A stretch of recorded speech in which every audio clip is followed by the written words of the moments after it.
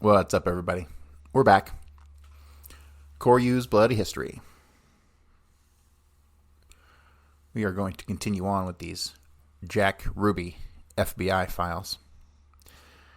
I know it seems like an endless, never-ending task to go through these files. You know, we're on what, episode 7? And if I were to go through all of the Jack Ruby files, we would literally be up into the episodes in the thousands. So I'm going to have to skim over some of this stuff and try to not bore you guys with the details. But let's continue on. This one's dated 11/30/63 from SAC Las Vegas. Las Vegas tell to Bureau in Dallas November 29 last. The following investigation was conducted at Las Vegas, Nevada. Redacted advised SAS William McFall and Arthur N. Barrett on November 29 last that the day President Kennedy was assassinated, she, as telephone operator at Redacted, received a collect call from Dallas, Texas for a person, first name unknown, last name believed, Frog, F-R-O-G, employee at casino. Call was between 1 and 3 p.m. She advised no one employed at casino by the name of Frog. She told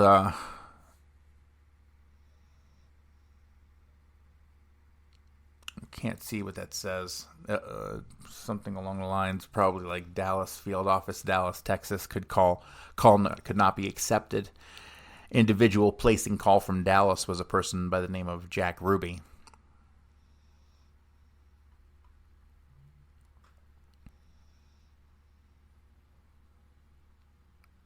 Redacted advised S.A. Wayne Drake on November 30 instant that Nick, name of Ralph France, shill boss at Castaways, is, quote, Frog, unquote.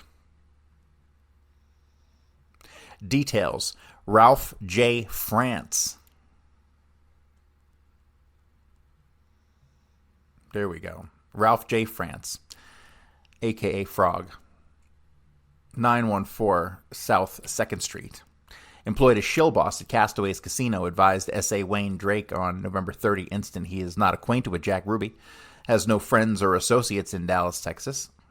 He's had a nickname of Frog over 30 years, does not know of other persons in Las Vegas with the same nickname.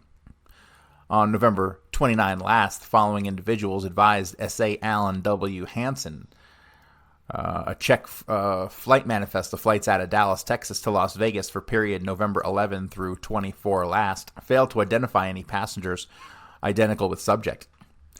W.R. Harwood, UAL, Will Riddle, Delta, and John Glebowski, TWA.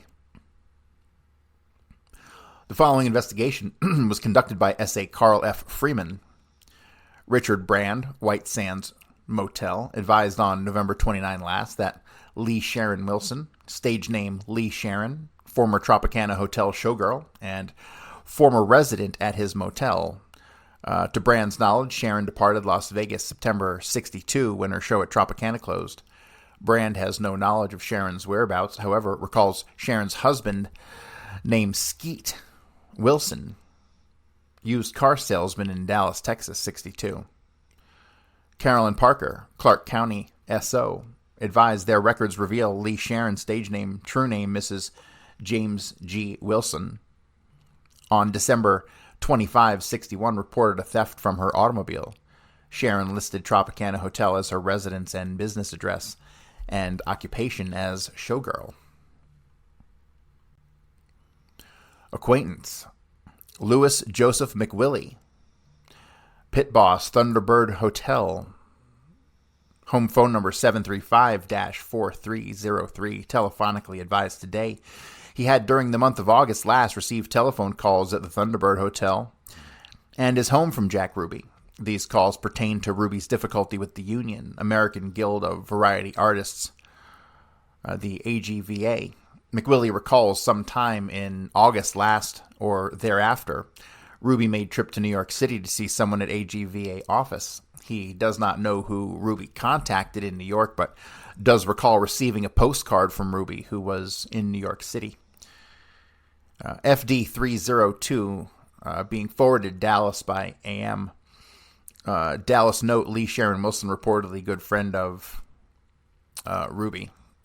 See page 4. Las Vegas Tell to Bureau in Dallas, November 27 last. Location and interview of Lee Sharon Wilson left to discretion of Dallas. Louis Joseph McWillie, acquaintance of Ruby, previously interviewed. See Las Vegas Tell to Bureau in Dallas, November 25 last.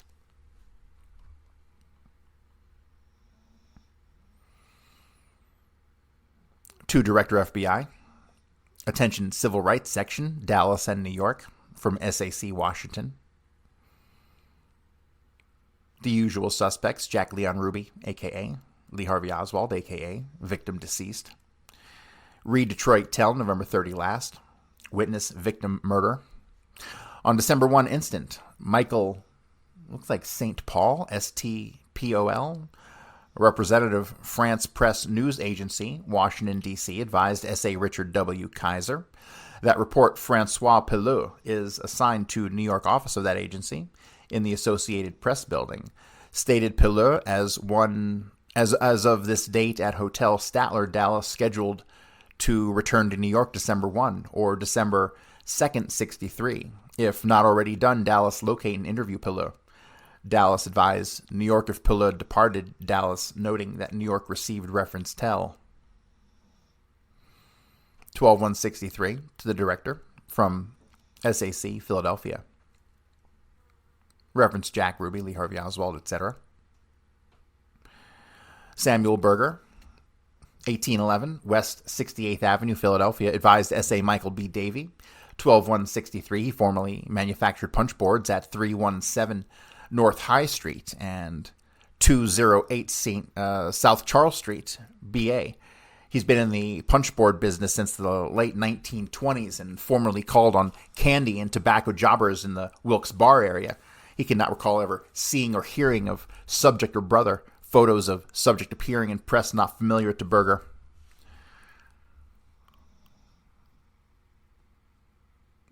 FD 302 not being submitted above negative investigation. A lot of dead ends, right? A lot of threads to be followed up on, just because, I mean, realistically, when you're in law enforcement, it's kind of your job, right? To leave no stone unturned.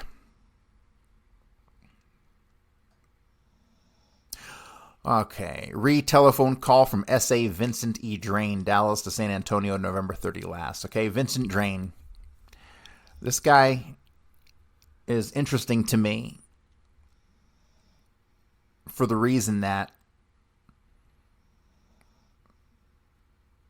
on November 22nd, we have some contradicting information as to whether or not there were 2 or 3 shells collected from underneath the sniper's nest window. We all have seen the photograph of the 3 shells there.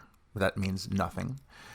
When you go through the actual documentation of the day, and this is all heavily detailed in my book, when you go through the documentation from both the Dallas Police Department and the FBI, there is no mention of a third round anywhere, a third shell casing anywhere. It is 2 holes and 1 live round.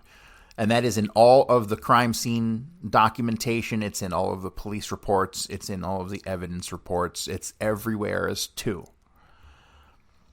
But then, according to Curry, Chief Curry,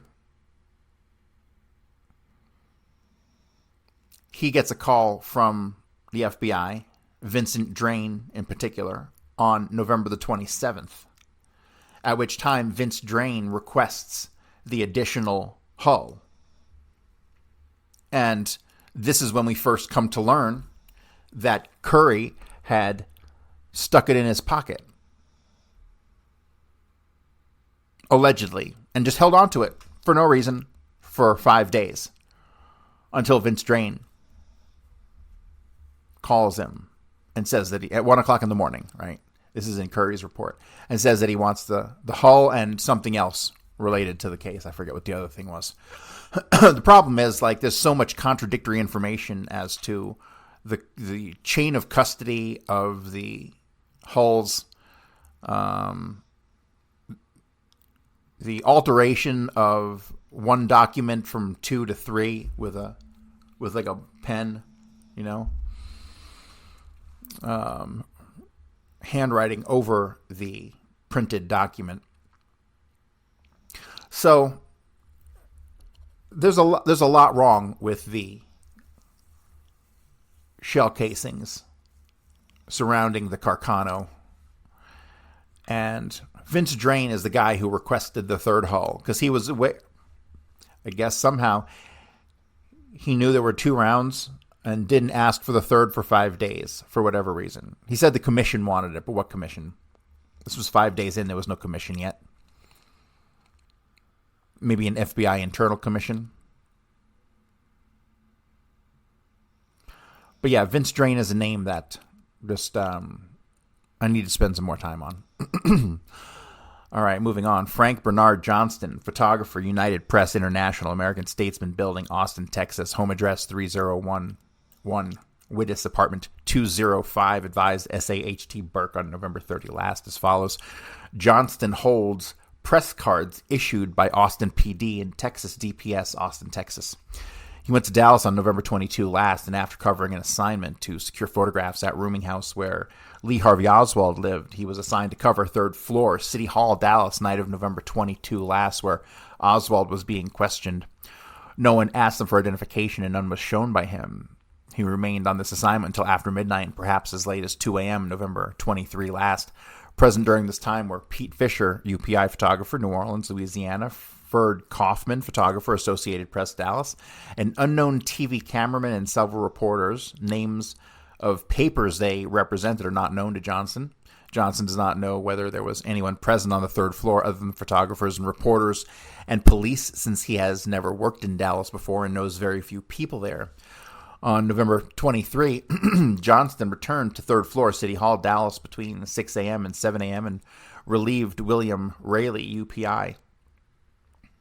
That's Raley, R-A-I-L-E-Y, UPI, bureau manager of Houston, Texas. During this day, there were so many people in and out of the 3rd floor, it was impossible to formulate any idea of their identity as to whether they were police, reporters, or curious citizens. Oswald's mother, wife, and brother were all in and out of the 3rd floor this day.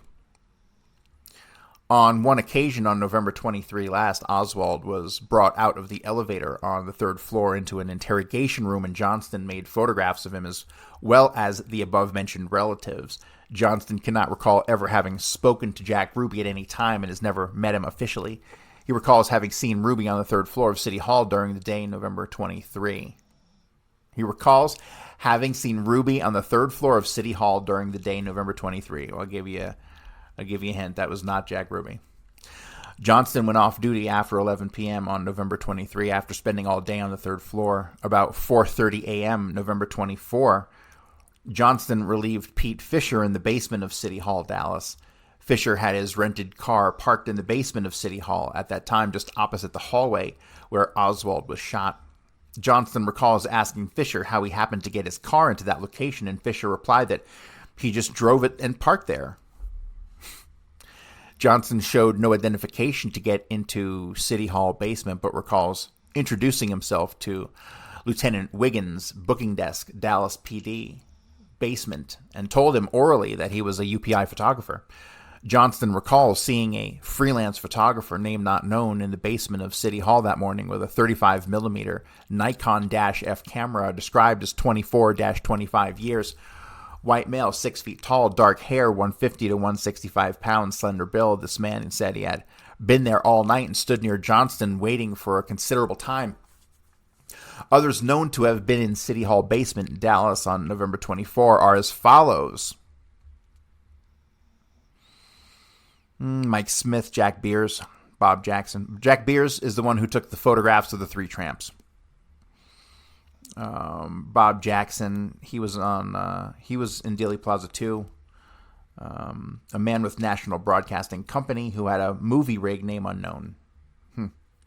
Another movie camera who had sound man helping him, names unknown. Unknown UPI newsreel cameraman from Chicago, Illinois.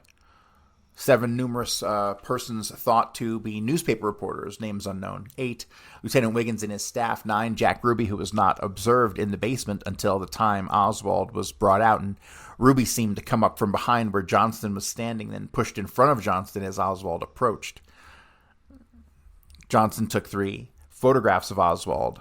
One when he was about 10 feet away, second in which Ruby jumped in front of Johnston and blocked his view of Oswald, and the third was made of Dallas PD detective grappling with Ruby after the shooting of Oswald.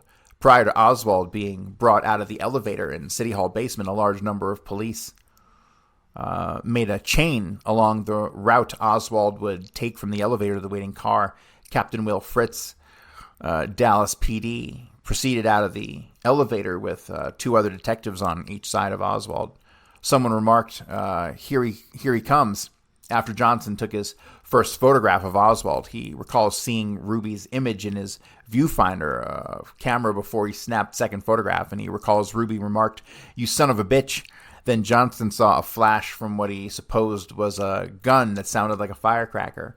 Everyone seemed to freeze for a split second, and officers grabbed Ruby. Johnston did not know Ruby by name until after the shooting, but recognized him as the same person he had seen previously on the 3rd floor of City Hall. Johnston was pushed back 6 to 10 feet after the shooting by the crowd in the hallway, most of whom he took to be police officers. Several officers pulled their guns, and one was heard to remark, quote, "Don't anybody move." Johnston was not required to identify himself after the shooting, and he waited in the basement to get 3 photographers of Oswald being carried out on a stretcher. He never observed any security procedures in force at City Hall prior to Oswald being shot, other than the line or chain of police referenced above.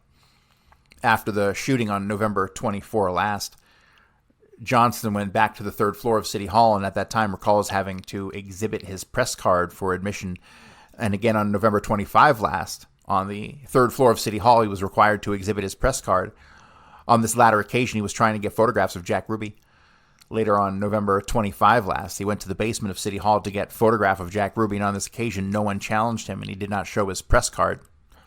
All photographs taken by Johnston were turned over to UPI in Dallas, and he does not have any photographs in his possession. Johnston cannot recall having seen anyone talking to Jack Ruby at any time, and has no knowledge of any friendships or other relationships between Ruby and any members of the Dallas PD.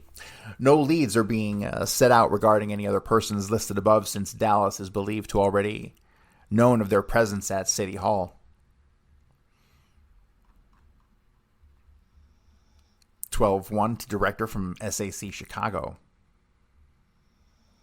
Rebu call, November 30, advising Bureau desires all news persons present at Dallas PD. November 24 last, interviewed. Oliver Oakes, 5514 Monroe Street, Morton Grove, Illinois, interviewed 11:15 a.m. 12-1 by SAS Eugene J. McKinney and Duncan J. Everett at his residence. Oakes advised as follows. He's employed by UPI News Films as a sound engineer. He, Paul Sisko, and Isidore Bleckman as UPI team went to Dallas Friday, November 22 via plane arriving Dallas in evening of that day. November 22, he entered and left Dallas PD building several times, and on occasion had his press pass inspected by uniformed policeman, but added, quote, "They got to know us," unquote. Initials UPI are on all news gear carried by Oakes, and he sometimes entered the building without showing press cards, with police officers assuming he was a news person based on identification on news gear. He arrived at Dallas PD 9:30 a.m. on 11/24 and entered basement of PD via Main Street ramp. It had been previously announced by Chief of Police that if newsmen arrived at PD by 10 a.m. that they would be early enough to cover Oswald's transfer to county jail. He was carrying several pieces of equipment and suitcases containing photographic equipment, all bearing initials UPI. Cannot recall whether or not he had to show press pass or not. He believes he was possibly permitted to enter by young, neatly dressed, uniformed officer based on UPI identification on equipment. Oakes left PD 10:40 a.m. that day to cover news conference being held by wife of Governor Connolly at Parkland Hospital. He was advised of Oswald's shooting while at hospital and waited at the hospital while in an attempt to cover Oswald's arrival at hospital, but was instructed by Cisco to return to PD and did not shoot any film of Oswald at the hospital. Upon return to PD, he entered via Main Street ramp to basement and had to exhibit press pass to uniformed officer to gain entrance. A second officer approached and also demanded to see a press pass, not taking word of first officer that he was a newsman. Oakes stated he believed Dallas PD maintained strict security measures and that any time he was permitted entrance without exhibiting press pass, it occurred when his news equipment was clearly marked, quote, UPI. Oakes has no knowledge of unauthorized persons in the basement of PD or persons present who did not have proper identification other than the fact that Paul Cisco of UPI team commented during press conference with Chief of Police on 11/26 that Jack Ruby was present at Oswald's press conference at 1 a.m. 11/23. It's noted Cisco previously interviewed concerning this and stated that he could not definitely say it was Ruby, but felt in retrospect it must have been him. Cisco recontacted 12-1 by S.A. McKinney and advised that he does not recall definitely referring to this individual as Ruby, but if he did, it was based on assumption of all newsmen present at 11/23 press conference that this individual was in fact Ruby. And he's also strong opinion that it was Ruby. Oakes has no knowledge of anyone conspiring to kill Oswald or any police officers or other officials permitting unauthorized persons to be present in PD during this time. The only time Oakes recalls seeing Ruby is after the shooting of Oswald, when he was in police custody on third floor of Dallas PD. However, he understands from other newsmen that Ruby was passing out tickets for free drinks at his nightclub to newsmen present. Oakes did not see Ruby do this, nor did he receive a free ticket and knows of no one receiving one. Only film shot by Oakes was of Mrs. Connolly, and this was given to Cisco, which was forwarded to New York. No request being made of New York to obtain film, since Oakes' film was given to Cisco, and New York has previously been requested to obtain this film. Reports of interviews of 3 UPI men being submitted today. Extra copies of 302s will be submitted to Dallas. All right, 11/30/63 to the director and SAC Dallas from SAC Los Angeles. Reference Ruby Oswald, blah, blah, blah. Person present at Dallas City Jail on 11/24/63 Dallas. Bureau phone call to Los Angeles, 11/30/63. Robert Lee Shorman, 332 Magnolia Avenue, apartment K, Long Beach. This date answered in the negative the following questions posed by S.A. Emery D. Turner. 1. Were you in Dallas on 11/22/63? 2. Do you have any knowledge of a possible conspiracy to cause the death of Lee Oswald? 3. Do you know the identity of any police officer or other official who might have conspired with Jack Ruby to cause the death of Oswald? 4. Have you personally seen or talked over the phone to Jack Ruby between 11/22 and 11/24 last? And 5, have you any knowledge of a prior acquaintanceship, argument, or ill feelings between Ruby and Oswald? What is this name? Robert Lee Shorman. Shorman in Long Beach, California. I think that might be significant. Let's pull everything on Robert Lee Shorman. Next one, 12/1/63. To director from SAC Cincinnati. SA's John W. Schindler and Benny G. Canny on 12/1 instant interviewed Sue Pepper, a.k.a. Pepper Payne, the Gaiety Theater, Cincinnati, Ohio, where employed. She can be contacted through GRIAF, Griaff, booking agency, 818 Olive Street, St. Louis, Missouri. She has no permanent residence. She worked as waitress for Jack Ruby, operator of Carousel Nightclub, Dallas, Texas, for 2 weeks in February 1963, and then as a dancer until the latter part of August 63. She formerly worked as a billing clerk for Merrill Lynch, Pierce, Fenner, and Smith stockbrokers in Dallas. She saw Ruby daily during that period, but not intimately acquainted with him, and only once went out socially with Ruby to the Cabana Motel, a private club in Dallas. Date unrecalled. She has no information regarding Ruby's organizational affiliation, background, associates, or possible acquaintances with Lee Harvey Oswald. She never saw or heard of Oswald before the recent publicity. Stated Ruby only interested in making money. Never indicated sentiments for or against U.S. or any foreign power. She said Ruby was erratic in behavior and furnished following examples. He gave her day off as a waitress, and the following day, Pepper was told she was discharged because not home on day off and could only work thereafter as a dancer, which she did. Once she complained to Ruby about her dance costumes being disarrayed in the carousel dressing room where she stored them, and Ruby became very angry and told her to take care of her own costumes. She heard Ruby was using her costumes for other dancers' tryouts, which he denied. In latter part this August, she called Ruby for sick leave, and he agreed unconditionally. Next day, when she reported for work, Ruby told her he had replacement and Pepper discharged. Ruby then said would keep her costumes until she repaid $25 loan she used to buy the same, which she repaid and left. What a dick. All right, 12163 to the director from SAC and to the SAC of Dallas from the SAC of Philadelphia. Reference Detroit Tell November 2/6 last. John G. McCullough, Philadelphia Bulletin newspaper reporter, home address 6345 Woodbine Street, Philadelphia. Advised SAS John R. Weinberg and Stanley S. Zarnecki on December 163. He was in Dallas covering the story of the assassination of President John F. Kennedy from 7:15 p.m. Friday, November 22, until approximately 7 p.m. Wednesday, November 27 last. He said all the times he was at Dallas Municipal Building, where Dallas Police Department is located, in the vicinity of rooms used by the PD, that he had to use his press card for identification. He said on November 24, 63, he went to Dallas PD headquarters located on the third floor of the municipal building and arrived there about 10 o'clock. He had to show his credentials to gain entrance. Chief of Police Curry. Dallas PD was talking to a number of reporters re-transfer of Oswald from PD to county authorities. Among things Curry mentioned was that PD, during Friday night and early Saturday morning, had received several anonymous phone calls threatening action against Oswald for having allegedly shot the president. One caller said that they did not want to hurt any police officers, but they would get the SOB Oswald. McCullough went to the basement where Oswald would be leaving the building about 10:30 a.m. He again had to show his credentials when he got off the elevator. From the elevator, he went to the basement garage area where a vehicle would take Oswald to county authorities.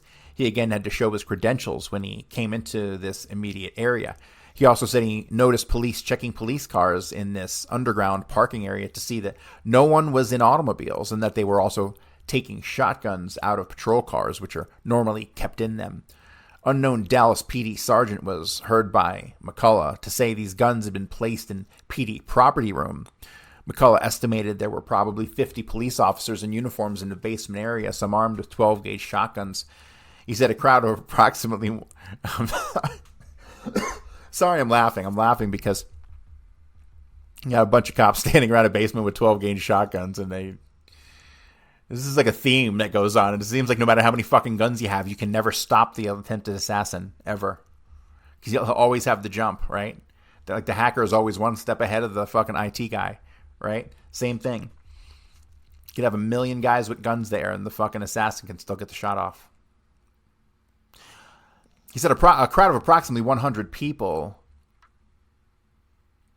were gathered outside the entrance to the basement where the armored truck would leave the building when it transported Oswald away. Shortly after McCullough got to the basement, these onlookers were made to go to the other side of the street by the police. The crowd was a well-ordered group, according to McCullough. An unknown police officer told McCullough that armored truck that was being used to transport Oswald was to keep Oswald from being shot with a high-powered rifle, which could have been used to better advantage if he were being transported in a police sedan or van. McCullough said clearance for a truck was insufficient to allow it to get completely into the building because of heating ducts protruding from the ceiling. McCullough said he and several other reporters attempted to walk over to truck to examine inside, but were prevented from doing so by a police officer. Captain of Dallas PD, whose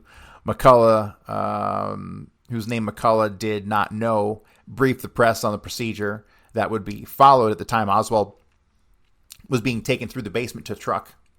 They were told they could stand along the line of passageway which Oswald would take going from the booking room and across the basement to the truck. When notice was given that Oswald was in the basement, press was not to follow after him, trying to question him or step out in the way of the group. Oswald was to be brought down from fourth floor cell block of building on a special elevator that carries prisoners between fourth floor and the booking room in the basement. McCullough estimated it was approximately 15 feet from this elevator to the spot where the truck was located. He said this briefing took place at approximately 11 a.m.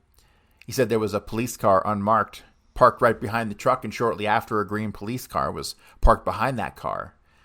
They had both come from the parking area in the garage.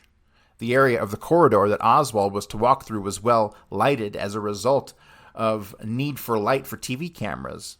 At 11:20 a.m., Captain J.W. Fritz, Dallas PD, came from the booking room a few feet ahead of Oswald, and the two officers guarding him and surveyed the area as he walked. McCullough said that at the time he was standing on railing approximately 15 feet away from the passageway where Oswald would pass. At time, Oswald came out of booking room on his way to armored truck. Area from which Ruby came was congested with TV cameras, reporters, and police. However, McCullough noted the movement of an individual who later was identified as Ruby, moving toward Oswald as he walked down the passageway between reporters and police officers. McCullough estimated that by the time Ruby got to Oswald, he had only to go 5 to 10 feet to put a gun in Oswald's stomach. McCullough did not see Ruby's right hand until he shoved it into Oswald's stomach. At no time did McCullough see Ruby's face. Nobody saw Ruby's face, really, did they? Like, at all. Not a camera, not a person, like nobody. It's weird. But I do believe it was Jack Ruby. And that Samuel Ruby went and got the money order and had it slipped into Jack's property. I think that's how that went down. This was planned, and he had to make it seem like spur of the moment. All right. McCullough said immediately after the shooting he heard someone say, "Jack, you SOB." Shortly after shooting, Detective Combast, C-O-M-B-A-S-T, told McCullough it was he who said this when he recognized Ruby. Later that evening, McCullough went back to his hotel and saw pictures of Ruby on TV. He then recalled that Friday night, November 22nd, when he had first got to Dallas, he was at the third floor of the municipal building outside of police headquarters. At sometime around midnight, he stood on a cigarette ash stand to get a better view of the area. As he was getting down from the stand, he bumped a man rather abruptly with his elbow. He turned to apologize, and the noted man was carrying a blue and white box with Alpacuna stamped on it. The box was about 8 inches by 5 inches and approximately 3 inches deep. After McCullough had seen Ruby's picture on TV, he was certain that this individual he bumped into on Friday night. He said this individual was wearing at that time a blue top coat and gray pork pie hat, which was wool rather than felt.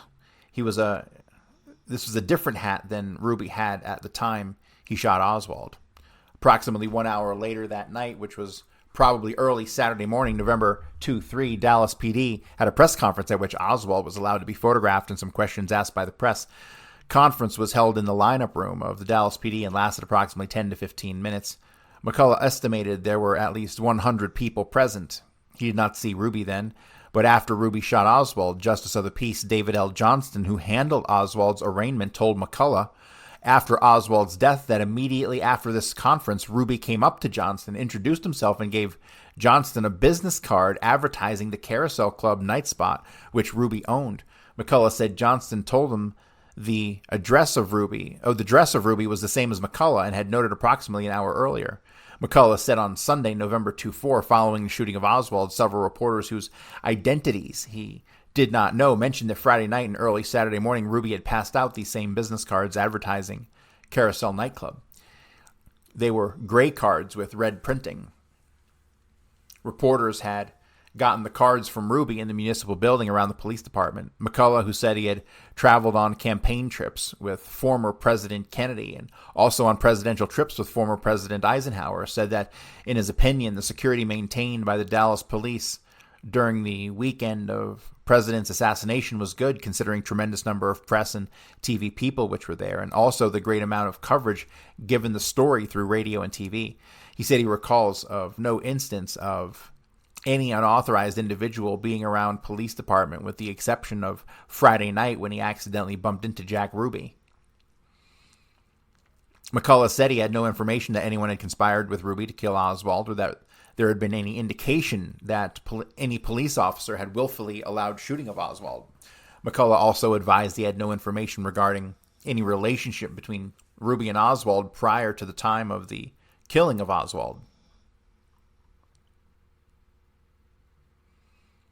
All right, 12163, to the director in SAC Dallas from SAC Los Angeles.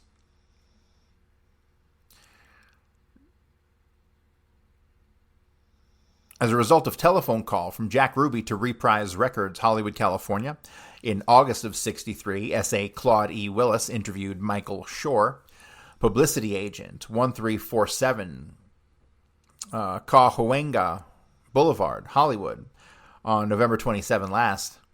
Shore telephonically contacted S.A. Willis this date that he had received telephone call today from Earl Ruby, brother of Jack Ruby from Chicago. Ruby stated he desires to raise funds for Jack's defense by selling rights for a story of Jack Ruby's life.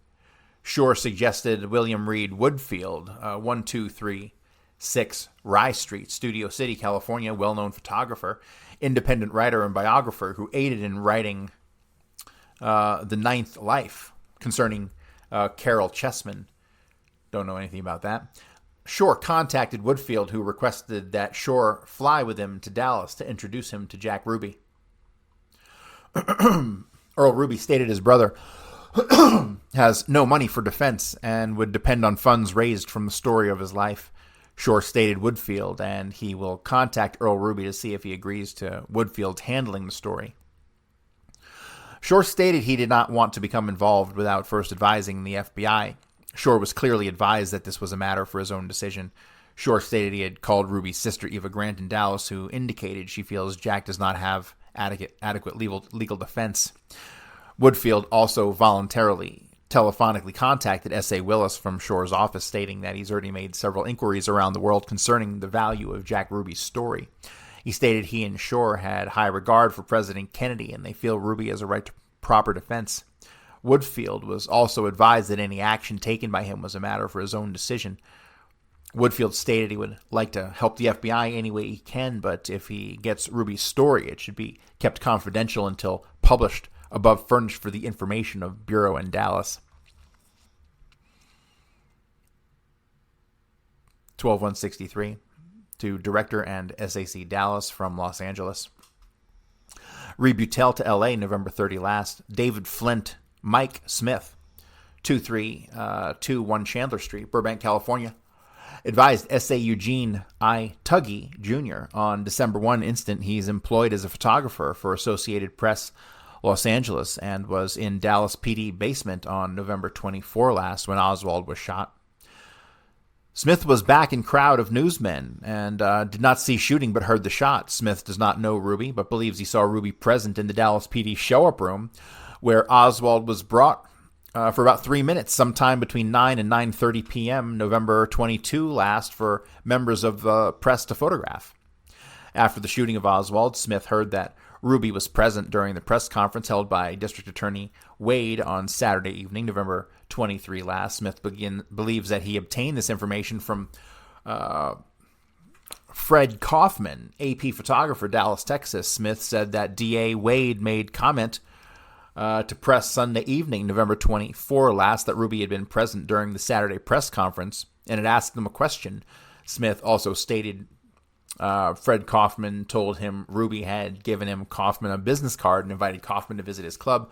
Smith does not know where this conversation occurred, but indicated it was sometime Friday or Saturday. Smith's under the impression other news media personnel who talked to Ruby Friday and Saturday also received similar cards and invitations from Ruby. Smith said press identification was closely checked by Dallas PD Sunday morning, November 24 last, and Smith knows of no one who was in the PD building basement whose identification was not checked.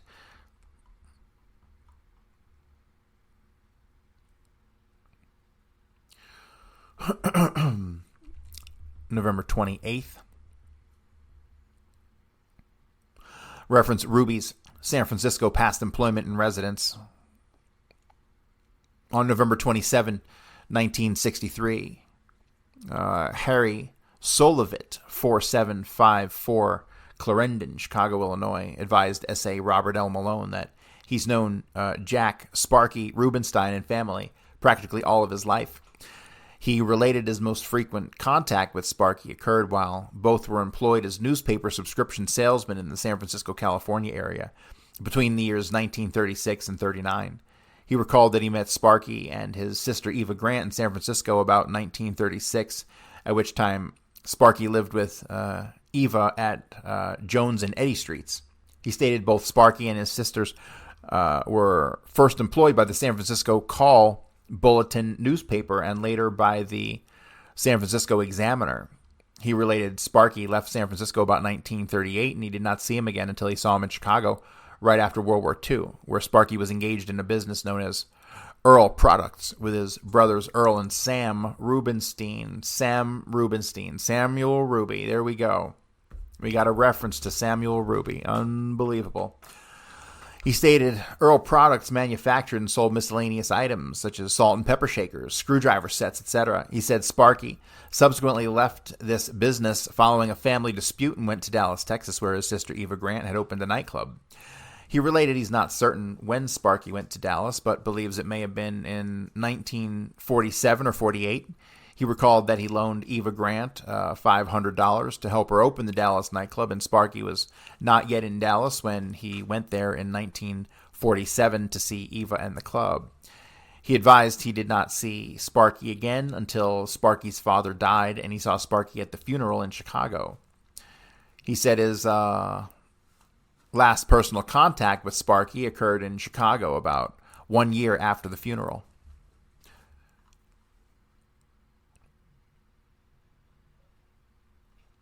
He stated he's never known Sparky to have any hoodlum connections or associates, and he related that he's never known Sparky to belong to any subversive or hate groups.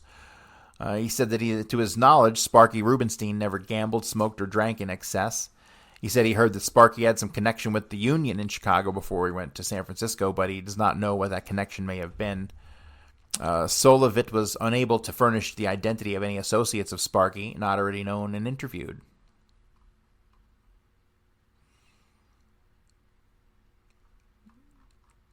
All right, and this will be the last one for today, dated November 24th, 63. Reference assassination of President Kennedy, November 22nd last. Files of Dallas office reflect as follows concerning Jack Leon Ruby, in custody, Dallas, Texas PD, in connection with shooting this date of Lee Harvey Oswald, charged with assassination of President Kennedy.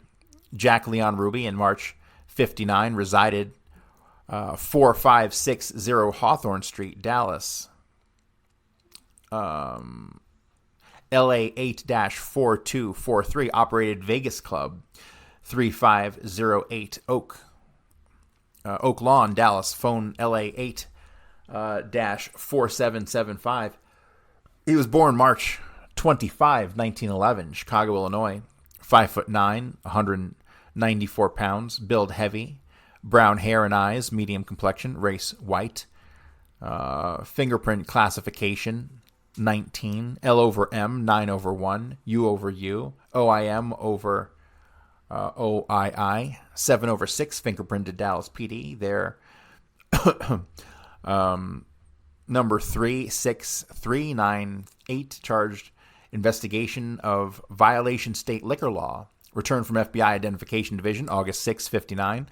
Revealed no previous fingerprint record nor FBI number assigned. Ruby, reported to have been on file with the Dallas Credit Bureau since September 1950, had unsatisfactory credit rating, claimed previous service with USAF 43 to 46, not confirmed, was reportedly associated with James Robert Todd, and then a whole bunch of redacteds, and known Dallas area criminal. Source of above information, Dallas. Potential criminal informant file closed after no information of value obtained. I dug really deep into James Robert Todd, otherwise known as Jack Todd, and it went a whole bunch of nowhere. He was connected with a whole bunch of other gangsters who, for some reason at the time, I put up on behind the railroad yards who got arrested or detained. Some of the people who were in Dealey Plaza. I connected it with Lummy's notes, Captain Lumpkin, Was that his name? If you cross-reference the names on Lumpkin's fucking card, which I have dubbed Lummy's Notes, with Jack Todd and Angelo Caston and a couple of these other guys who were Dallas locals, for some reason I made a connection that a bunch of these guys were used as distractionary guys up on the Hill. But it's been years since I've even thought about that or looked at that information, so I'll have to dig some of that stuff up. In October 1950, DL files reflect when Jack Ruby and Norma Miller were operators of the Silver Spur Club, 1717 South Irvay, Dallas, phone HA3654. Source reports S.A. James Bookout, October 10, 50. Ralph Eugene Young et al., AEA. Telephone number above was reportedly called by subject. Can't read that word. Page 9 above report. Investigation concerning Young and one redacted in connection with allegations indicating possible AEA violation. Case was closed by report S.A. James W. Bookout, November 30th, 50 in Dallas. In February 52, subject Young was residing redacted, Detroit, Michigan. No evidence disclosed to indicate violation. Young was FBI number and redacted. August 53, Jack Ruby, operator, Silver Spur, 1717 South Irvay in Dallas, was observed by a special agent, FBI, in Office of American Guild of Variety Artists, Dallas, making demands that girls be supplied for entertainment at his club. Ruby was extremely argumentative and threatening and asked branch manager, AGVA, do you want to know whether or not I'm packing a gun? What are you trying to do, be a tough guy in Dallas? Well, I'm just about as tough as they come. Vincent Lee, branch manager, advised S.A. Ruby was an associate of Joe Bonds, operator of Sky Nightclub, Dallas, and known Dallas area criminal at the time, and that Bonds and Ruby always carried concealed weapons, that Ruby was an associate of Jack Todd. And then they got a long redaction. That these individuals and other hoodlums hung around Sue's used car lot, 3400 Live Oak, Dallas. Source General Investigative Intelligence File. I wonder what the name of the car lot that Warren Reynolds was working at when he witnessed the Tippett shooting. There's got to be a connection through that car lot to something. Maybe it's Sue's. In April 56, Jack Ruby was owner of Silver Spur and Vegas Club, Dallas. Also reportedly an associate with Eileen Curry, a.k.a., and there's a long redaction here, who had an association with numerous criminals, source of above, and a long redaction. Report of S.A. Robert M. Barrett, March 162, Crime Conditions in Dallas Division. -AR reflects Jack Ruby was in 62, operator of Carousel, Striptease Nightclub, 1312 and 1/2 Commerce, Dallas. In April of 59, Dallas PD was advised by OCPD that Sydney, looks like Seedband, SIEDBAND, and then a long redaction. Dallas Gambler had been in possession of numerous names and phone numbers of Dallas individuals, including Jack Ruby, identical. Sydney Seedband, SIEDBAND. Wonder what's up with that. In May of 61, redacted, Dallas PCI identified Jack Ruby as owner of one Carousel Nightclub, Dallas, and former operator of the Roundup Club at South Irvay Street. So obviously they've had no luck with clubs at South Irvay. They keep changing the name. PCI termed Ruby as no good, stated he would not permit girls to work for him unless they were intimate with him. Current Dallas City Directory reflects Jack Ruby, assistant manager, Vegas Club, residence 3929, Rollins Apartment L.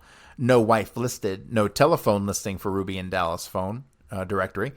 Vegas Club 350 Oak Lawn, phone LA 8-4775. Carousel Club 1312, 1/2 Commerce, listed current phone RI 7-2362.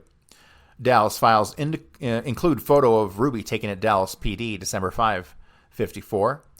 In interview today, Ruby advised had name legally changed to Jack Ruby from Jack Rubenstein in Dallas. Now resides 223 South Ewing in Dallas. Claims served in Army Air Corps 1943 to 46. 1943 to 46. Jack Valenti was in the Army Air Corps in 1943 to 1946, wasn't he? Or at least late 45. Serial number 3076666 claims manager of Carousel. And owner of Vegas Club claims 2 years of high school, stated never arrested for any felony, claims no one else involved in shooting. No one knew he was going to do it, made no anonymous phone calls, and did not go to PD for a purpose of shooting Oswald. Declined to say why he decided to kill Oswald. Claims owned gun, Smith & Wesson 38 special revolver, for about 3 years. Serial number not immediately available. Ruby had over $2,000 in cash on his person when he was arrested. States parents Josephine and Fanny Rubenstein, Chicago, both deceased. Ruby states he supposed his grief over President's death drove him to the point of insanity.